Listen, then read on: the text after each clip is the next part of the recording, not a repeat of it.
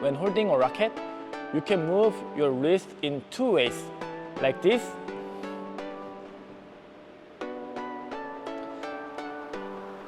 and like this. Check if you're accidentally using your elbow or shoulder. If your hand is moving too much, that's a sign. At the moment of your contact, if only the racket head moves, that's wrist action. If your whole hand moves, you're using the wrong muscle like elbow or shoulder. Hi guys, this is Newton. Have you ever wondered why some players improve much faster than others? From my coaching experience, the biggest difference is how well a player uses their wrist. This isn't just about lesson. Players who understand how to use their wrist shows better performance during actual games too. So what's the topic for today? It's all about how to use your wrist effectively in badminton. Today, I will explain why many of you haven't been using your wrist properly, and I will show you a simple technique that you can use immediately in your next game. If anything's unclear, don't hesitate to rewatch the video. My goal is to help you play better badminton without injury and with more joy. Let's first understand how the wrist moves. When holding a racket, you can move your wrist in two ways, like this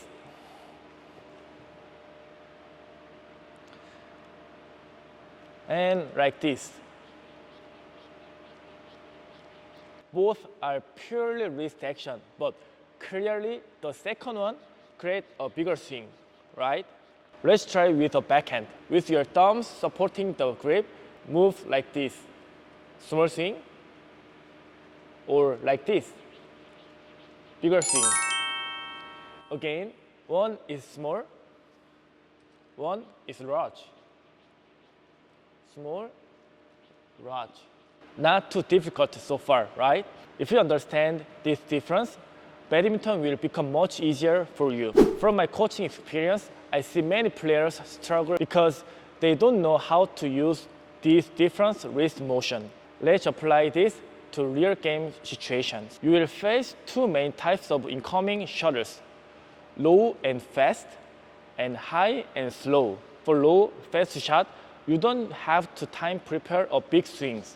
So a small wrist swing is perfect. For high, slow shot, you can prepare a bigger swing. Example of low, fast shot, drive and pushes.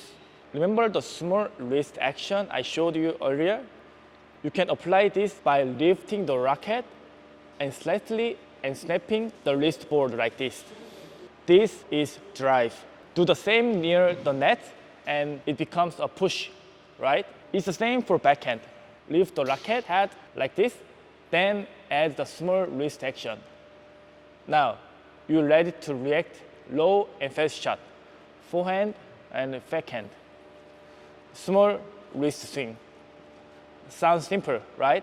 But most players use big swings even for these fast, close, large shot.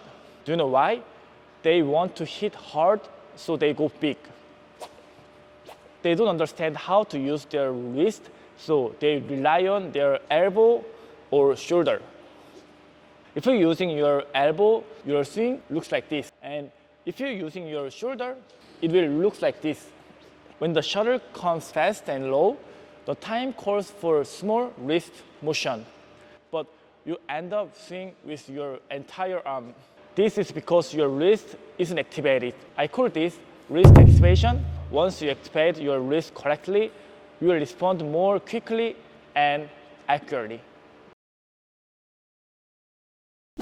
공이 낮고 빠르게 오면은 스윙을 작게 만드는 손목 활성화를 시켜준다. 여기까지 개념적으로 따라오는데 조금 어렵지는 않죠. 그럼 바로 높게 떠서 오는 공, 높이 떠서 오는 공을 칠 때 손목 사용법을 알려드리도록 하겠습니다. 자, 공이 높게 떴다는 것은 어느 정도 공의 비행 시간, 즉 시공 시간이 있다는 것을 의미를 하죠. 이때 작은 손목 스윙, 지금까지 설명했던 작은 손목 움직임보다는 이 채공 시간을 잘 활용해서 큰 스윙을 만들어야 강한 공을 칠 수가 있습니다. 자, 그러면은 아까 크게 작용하는 손목 움직임 뭐였죠? 이거였잖아요.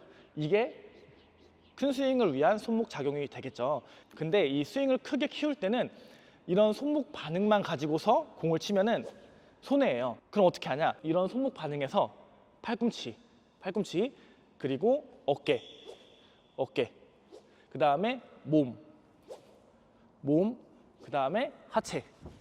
이런 식으로 큰 손목 스윙에서 팔꿈치, 어깨, 몸, 하체를 추가하면은 더욱더 큰 스윙을 만들 수가 있게 되는 거죠. 자, 그러면은 손목을 크게 작용하는 스윙 이거겠죠? 이게 손목만 사용한 스윙입니다. 이 상태에서 팔꿈치를 추가해 볼게요. 그러면은 이런 형태가 되겠죠? 이런 형태. 이 상태에서 어깨를 한번 추가해 볼게요. 어깨를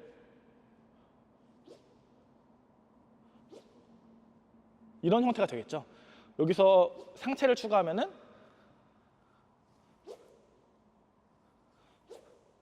이런 형태가 되겠죠? 여기서 하체까지 추가하면은 이런 형태가 만들어지게 됩니다. 이런 식으로 상체와 하체까지 다 추가를 했을 때 여러분이 그동안 배워왔던 그런 스윙과 좀 비슷한 이런 스윙이 만들어지겠죠. 근데 이렇게 큰 스윙을 할 때도 동호인분들이 많은 실수를 해요. 이렇게 큰 스윙을 할 때 많은 오류를 범하지만 크게 두 가지로 구분할 수 있습니다. 첫 번째 오류는 큰 스윙을 만드는데 아까 작은 손목 작용 있잖아요.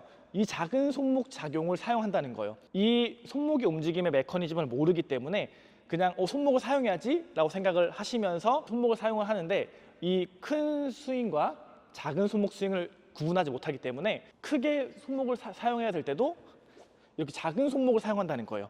그러면 어떤 문제가 있냐? 하체에서부터 몸, 어깨, 팔꿈치까지 돌아와서 마지막에 손목까지 파워가 전달돼야 되는데 마지막에 이렇게 손목에 작은 스윙을 해버리면은 이 파워가 아무런 의미가 없어져요. 그래서 내가 스윙 크기를 아무리 키워도 이 라켓과 가장 가까운 이 손목의 크기를 키워내지 못하면 이 전 단계들 하체, 상체, 어깨, 팔꿈치 이 전 단계가 다 무용지물이 돼요. 그렇기 때문에 파워 전달이 잘 안 되겠죠. 그냥 이 손목으로만 치게 되는 거예요. 그러면 굉장히 비효율적인 스윙이 되겠죠. 두 번째 오류는 반대로 손목이나 다른 팔꿈치 작용을 아예 생략하는 경우가 굉장히 많아요. 대부분의 경우 이 팔꿈치와 손목의 이 큰 스윙을 생략된 상태에서 이런 스윙 하시는 분들 많거든요. 팔꿈치의 움직임과 손목 움직임이 생략된 상태에서 스윙을 하다 보니까 어깨가 많은 부담을 차지하게 되고 그래서 어깨 아프신 분들이 굉장히 많은 거예요. 그래서 우리가 스윙을 키울 때는 하체, 몸, 어깨, 그 다음에 팔꿈치, 손목으로 스윙이 이어져서 와야 되는데 팔꿈치와 손목의 움직임을 모르기 때문에 그냥 어깨에서 그냥 바로 공을 치면서 어깨를 밀어치는 경우가 많이 발생하는 거죠. 그래서 실제로 슬로우 모션 영상을 보면 선수들은 공을 타구 하고 나서 손보다 라켓 헤드가 더 빠르게 떨어져요.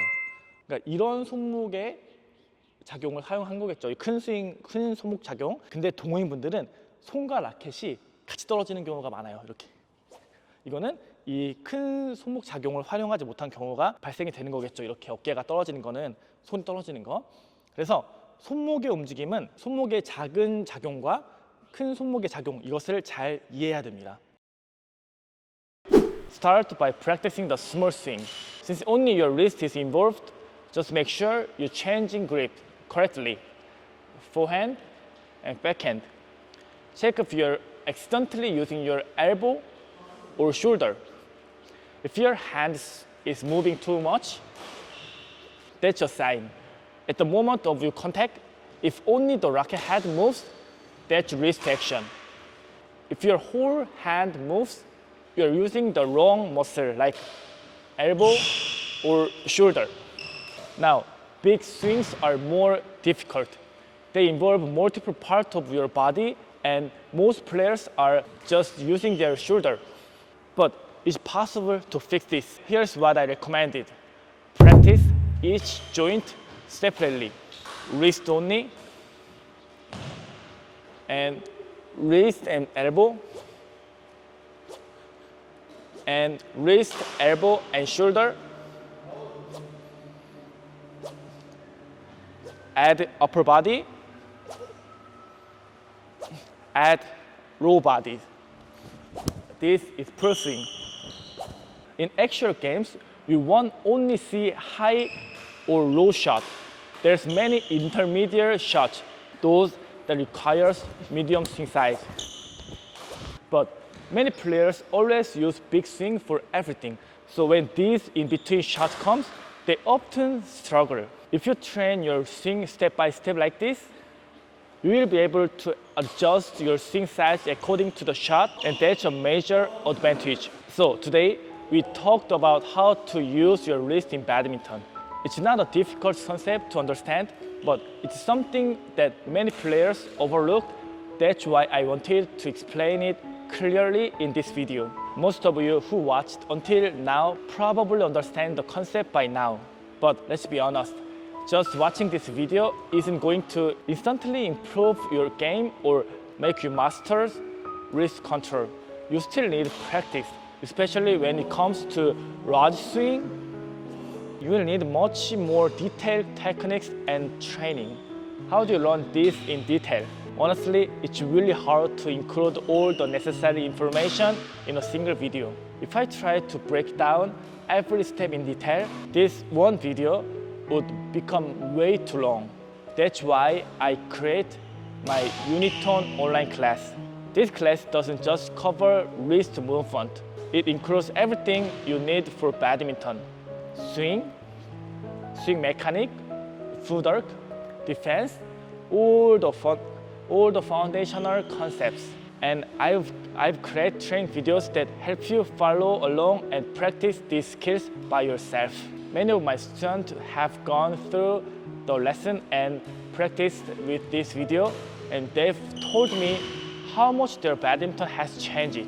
You can check out their feedback through the review. Knowing today's concept versus not knowing it, the way you approach badminton becomes completely different. There is a huge gap between learning with understanding and just blinding, copying others. And I truly believe that my online class can save you a lot of time and help you grow much faster as a player. There is a link in the first comment under this video. Click it and you can watch the first of the online class for free on my website. Thanks again for watching today's video. It's getting really hot these days. Please take care of your health and have a great day.